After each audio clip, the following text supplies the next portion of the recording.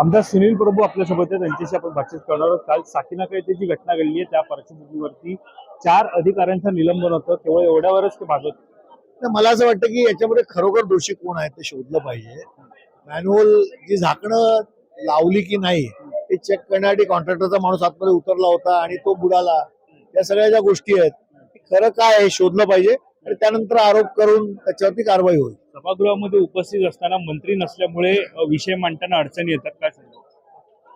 सत्ता पक्षाची जबाबदारी आणि मंत्री परिषदेची की विधानसभा चालू असताना ज्या विषयावरती चर्चा असते त्या विषयाचा मंत्री आवश्यक आहे हजर राहणं, हे राहत नाही, हे लोकशाहीचं दुर्दैव आहे। उद्धव ठाकरे रामरक्षा आंदोलन करणार आहेत, मात्र विरोधक म्हणतात की आता रामाची आठवण आहे।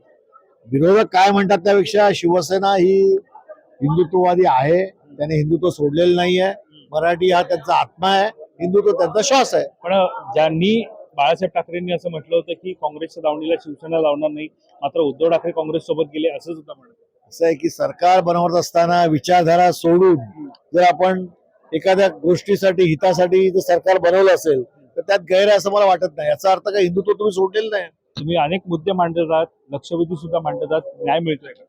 ते आम्ही मांडण्याचा प्रयत्न करतो आणि मांडल्यानंतर सर्वसामान्यांना न्याय जो या सभागृहात देण्याचा प्रयत्न करणं हे आमदाराचं कर्तव्य असतं आणि ते मी करतोय।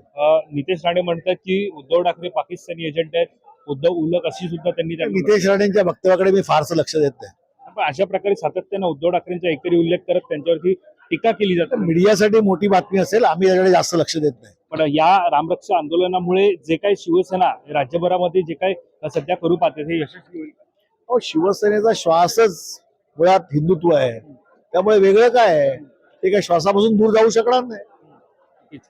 कमलासन अवधेश परिषद, मी वैभव पाटील मुंबई।